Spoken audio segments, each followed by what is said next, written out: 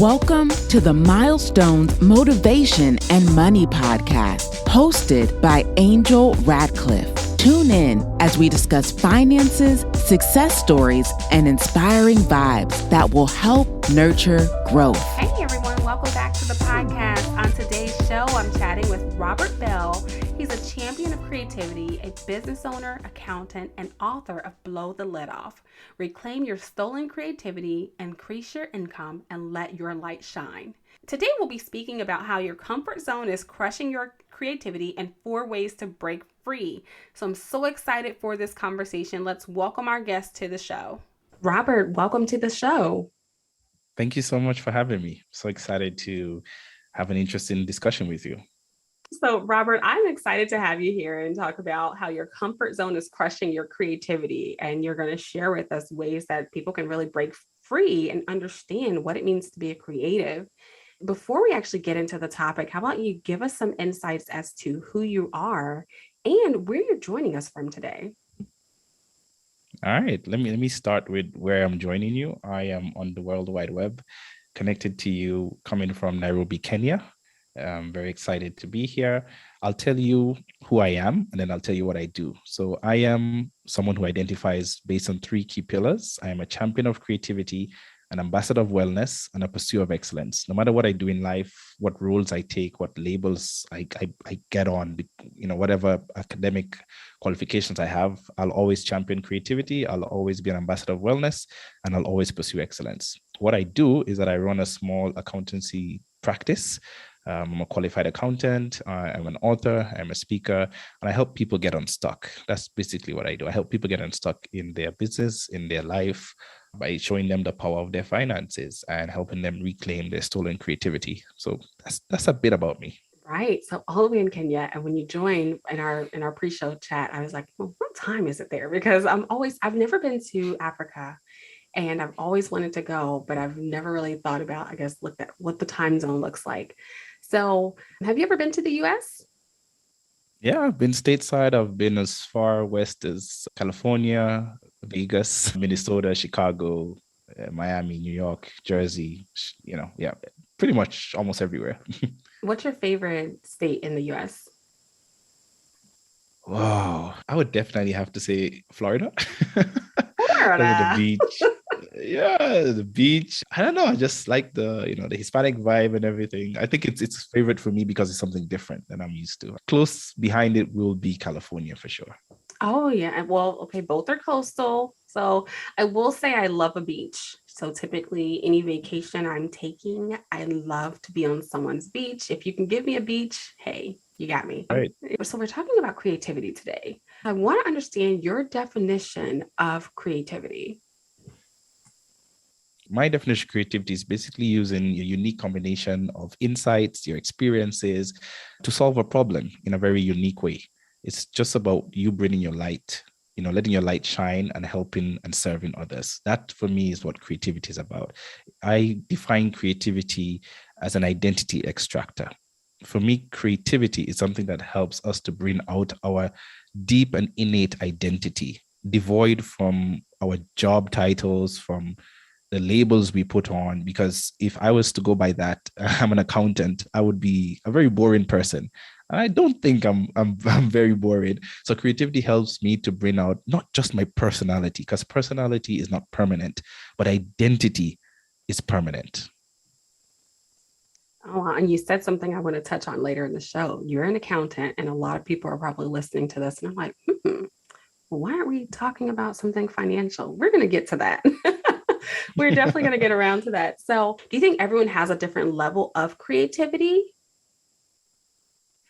Absolutely. We all have the ability to be creative. Not just think so, I know so, backed by science, that every human being has the capacity to be creative. Neuroscientists tells us that the brain processing information in the brain is natural. It's natural in coming up with ideas. Being creative is a natural function of our brains processing information.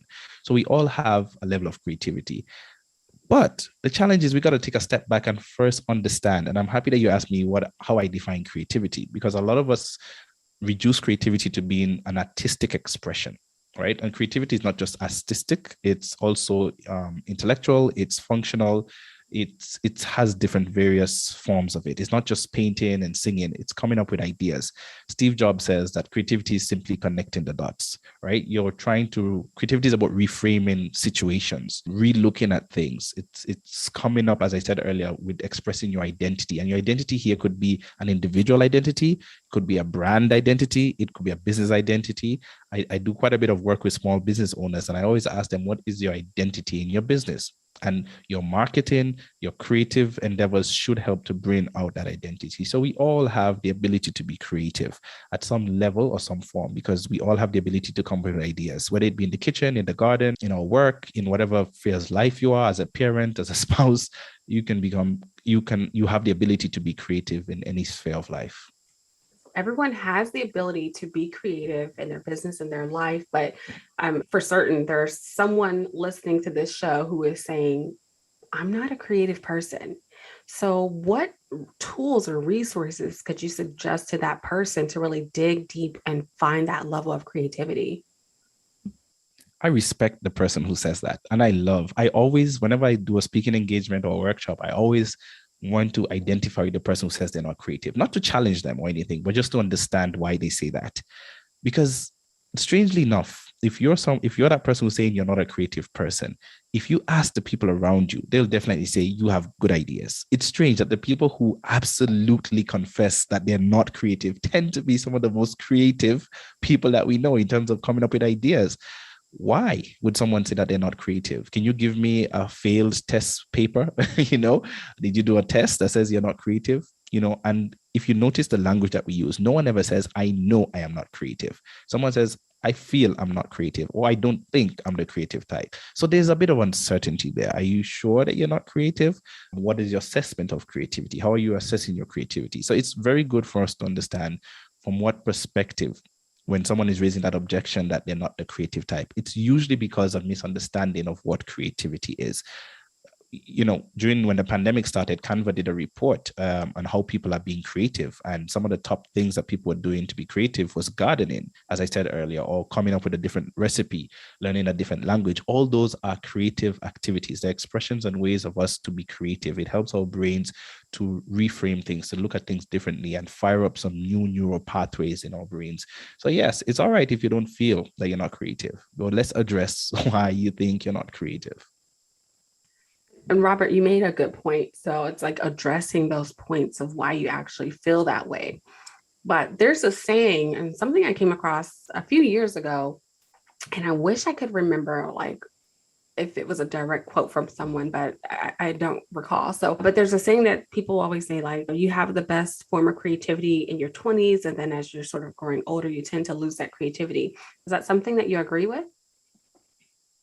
Yes, I wrote about that in my book also. And our creativity dwindles as we get older, not because of age, just because of our conformity to society.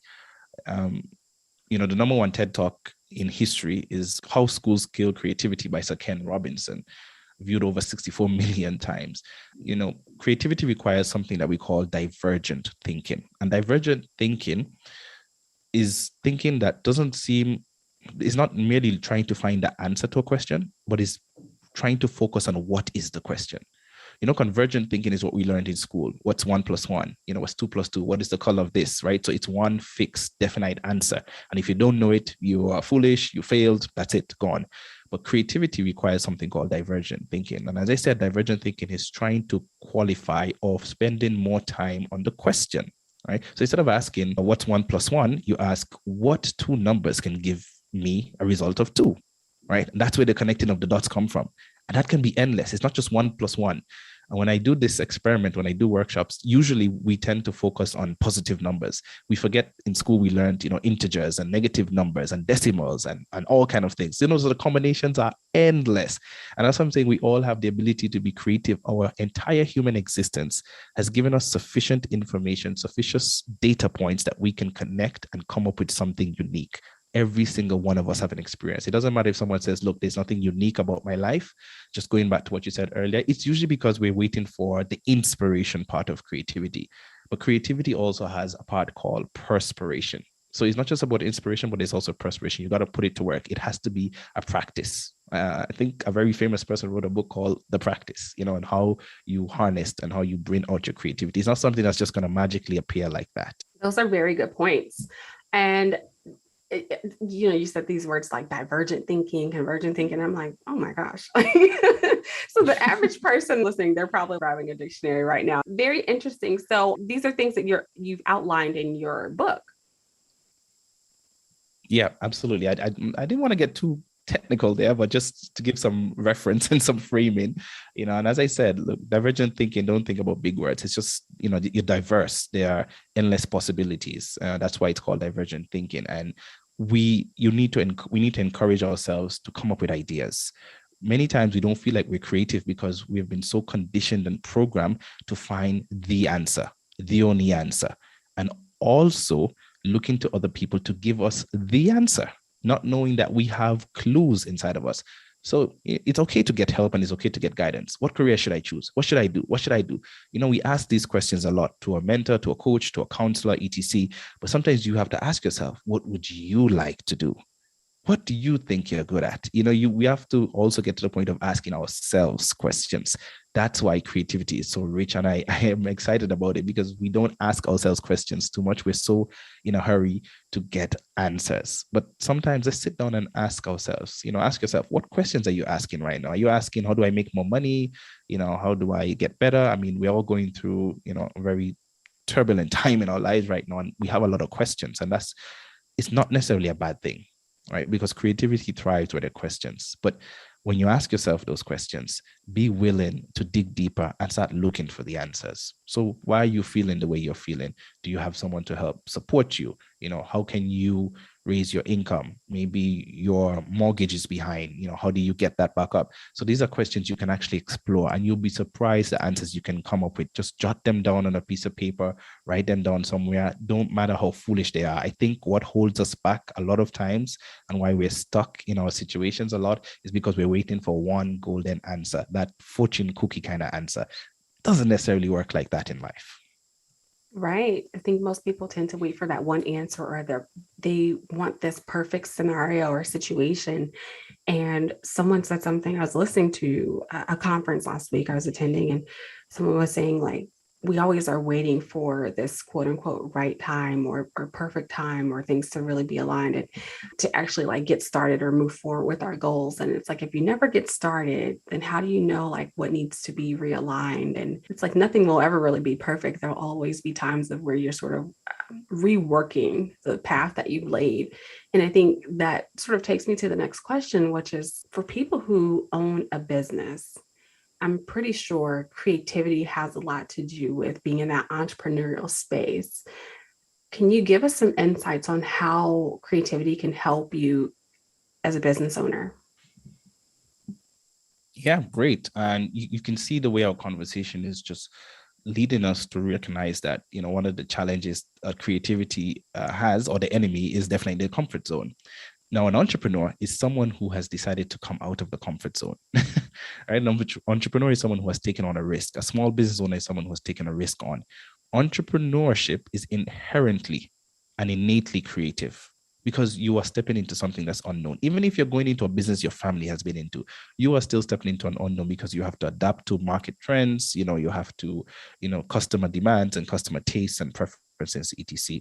And when you're a small business owner, creativity is such a critical and key skill, not just necessarily for finding solutions, but for remaining resilient. Creativity is how we become resilient, because someone who is highly adept to being creative is not heavily moved or disturbed by changes and uncertainty, right? They actually look, and an entrepreneur seeks the thrill or gets a rise out of the challenge, to some extent, because that's why you became an entrepreneur. It's like, look, I see the gap in the market, or I want to serve these people in this manner, so I'm excited about bringing a solution to them. Sometimes, though, as small business owners, we get overwhelmed by the problem that we're solving.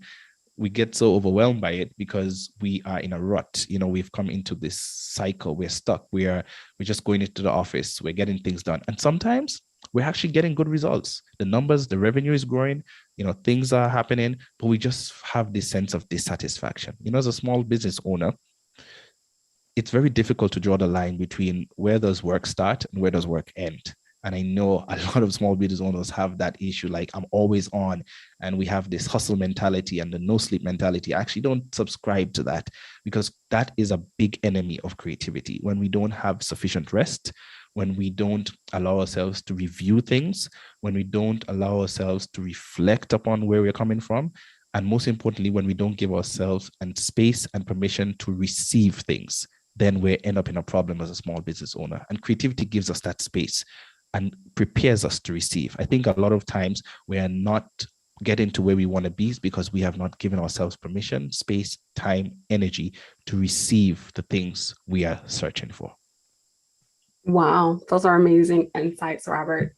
So I was getting drawn in. So I was like, this is such a good conversation. So I want to get into your book, because you do have a book, you're an author, and I love when I have guests on the show who can really resonate with being an author and a business owner, because those are two things that I am as well. So tell us more about the book.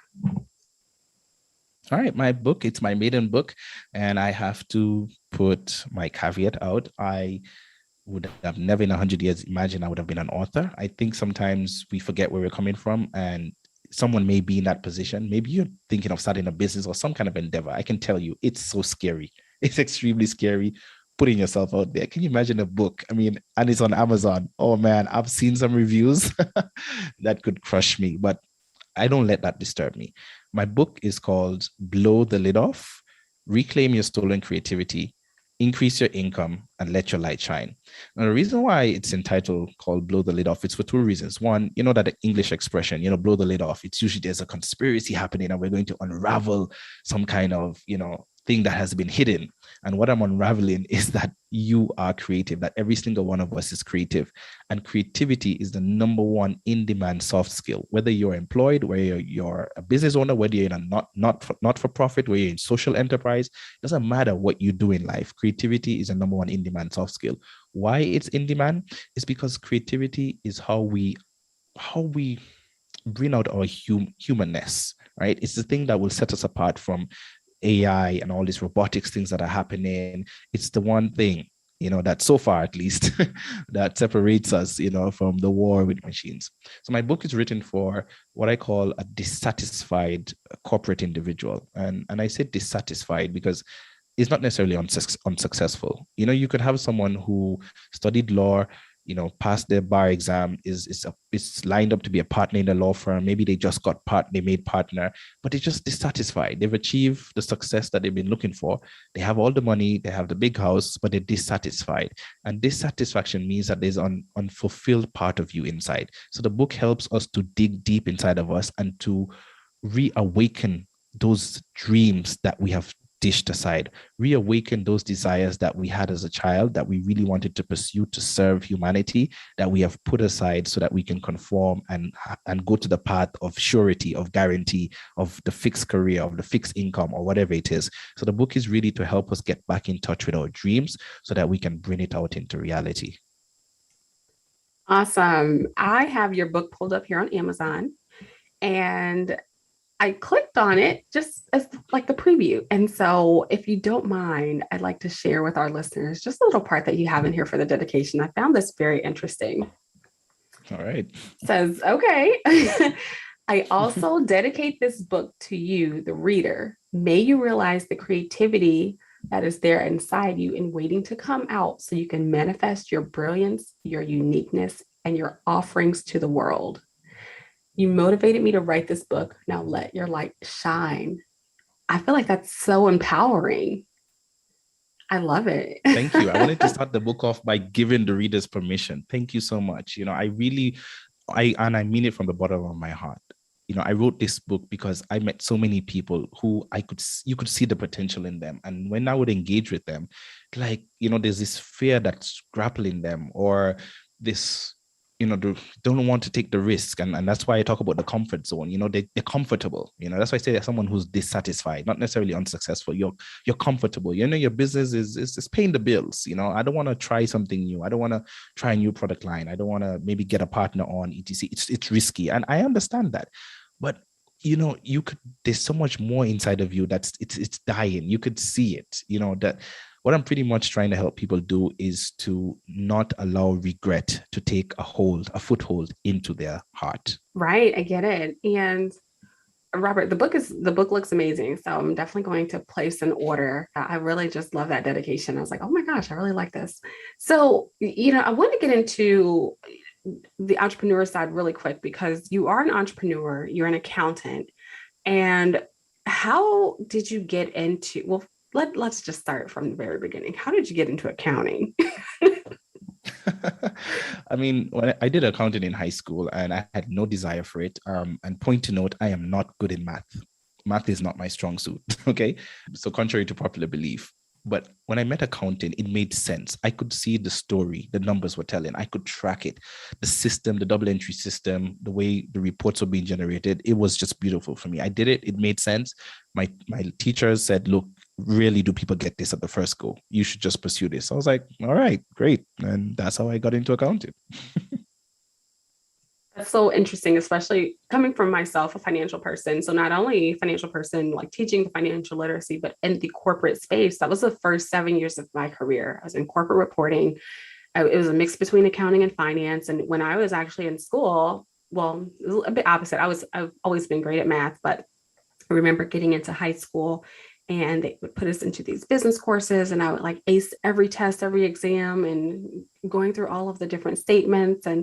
And my professor said, hey, you should major in accounting. And I had like actually no plans to go to college at the time. I wanted to go to the Air Force, which is a whole nother podcast. I was like, I don't know. I thought about it. I was like, I'm going to go to the Air Force and fly some fighter jets or something. So long story short, I guess, I ended up in college and did some pushing for my mom and my major started off as accounting and I was like very good at it, but I was like, I don't know if I really want to be an accountant. And I changed to traditional business, but getting into a corporate career wasn't like 100% accounting. I can tell you right now, month end close and those journal entries is something I never really want to see again. Oh, tell me about it. Tell me about it. It's so interesting. I mean, there are parts of it definitely that are not so rosy. But guess what? You remember what I said earlier, that a creative person is someone who gets a thrill with a challenge, right? That wants to rise to the occasion. And so when I started my career in 2001, everything was so manual. Month close was, oof, man, it's tough now. I think it was tough before, in my estimation. And somehow I just could see I had a passion for computers and automate. Well, it wasn't automation then, computers and digitizing things. And I was telling my colleagues that, look, the future of our profession is going to be automation. We're not going to be spending a lot of time on making entries and etc. I just didn't know what I was saying, but I was confident in what I was saying. I don't know if that makes sense, right? I just had this epiphany, like, look, we are going to have to spend more time analyzing things, communicating with stakeholders, with the business owners, right? And I was seen as crazy. And of course, after a certain while, I really started to believe I was crazy, honestly, because everyone was telling me it's never going to happen. That's crazy, because you look at the reality around you and there's nothing that signals that. And that's what I love about creativity. Creativity is about paying attention to what's going on inside of you over and above what's going on outside of you. It doesn't matter what's happening around you. If you have been given that vision and you've been given that light, pursue it. After all, that's what entrepreneurship is about. That's what those are risk takers are. Even those who climb the corporate ladder, they see something and they're like, you know what? I'm convinced this is the way we need to go. The best leaders, the best CEOs are the ones who are convinced this is the way to go. Whether they came up with the idea themselves or not, they pursue it. And so I was just excited that we came to a point in accounting and in finance, things are being so automated. But now people in our space, in accounting and finance, are feeling threatened because they're like, computers are taking over our jobs and there's a threat to redundancy. And I keep telling people, look, your job may become redundant, but you can never become redundant. A human being can never, ever become redundant. You just have to find your space, mark your territory, and bring out your... Definitely. And just really getting into some entrepreneurship questions really quick, because you own your own firm. So who was it that inspired you to become a business owner? Well, I had a cousin and he unfortunately passed on a few years ago, and he had a practice also, but more on the IT side, selling software solutions. And he kept telling me, he'll pull me into some projects now and again. And he kept telling me, look, when the entrepreneurial bug bites, don't swat it away, embrace it. And he kept telling me that. I just couldn't understand what he was saying. Honestly, I was like, no way, I'm not someone who can start a business. But he started encouraging me. And then when he knew my passion about automation, and so when new software will start coming into the market, he will show me about it, say, check this out, trial this out, and I'll get very excited. He said, you know what, you can lead this kind of transformation in small businesses. So he inspired me and I took the leap, and I'm very, very grateful for that. Nice. Let me ask you one question before we get into the question of the show. What is one thing that you found difficult when starting a business? Getting clients. Right. Getting clients. Like, you know people have a need and you speak to them and you don't close. I mean, no one told me closing is, I don't want to say it's hard, but it's a different ball game. Thank goodness I got coaching and so on. And I learned I need to target the right people. I need to craft my messaging very well. I need to be clear on the problem that I'm solving, not the solution, the problem that I'm solving. And that's the biggest mistake we make as business owners. We focus so much on the solution. This is the right tech. This is the right whatever. People are not necessarily interested in that, right? They want to know that you can address their problem. So that was the biggest challenge that I faced. Leave alone cash flow. I mean, those were big, but the biggest one was getting the clients. I mean, you go to the office and it's like crickets the whole day. No phone, your phone doesn't ring, no emails coming in except promotional emails, Oh man, that can be so discouraging. Definitely. And I think, as an entrepreneur, you learn something different every day in your business. It's even if you think you know something or know how to do something. Of course, with technology changing and processes that will change depending on your team, it's really interesting. But the client part, yes, definitely. So I had a lady on the show, Kelly Hoey, at the end of season 1, and she talked about networks and how your network is your net worth. But she also made a great point for business owners. And she said, most people sort of drop the ball with the follow through. The follow through is really what seals the deal, the follow up and the follow through. So think about it. You meet someone, you're pitching your business, and they may at that time say, hey, I'm not interested, but it's like, do you ever follow up and follow through on that contact? Wouldn't necessarily call them a lead if they say they're not interested at that time. But statistics sort of prove that 60-70% of the time when you're following up, that's sort of how you're really sealing the deal with those clients. But good advice for someone that's listening. So, Robert, I've enjoyed this conversation. We can go on and on all day, and I'm so drawn in. I'm definitely going to pick up a copy of the book. So you've also done a TED Talk. Can you tell us more about that? Yes, absolutely. Actually, interesting story. TED put out a call at the start of 2021 for the Global Idea Search Competition. Usually thousands of people apply. I have no idea why I applied, but I did. I made it to the final 15, and then I came out as a winner.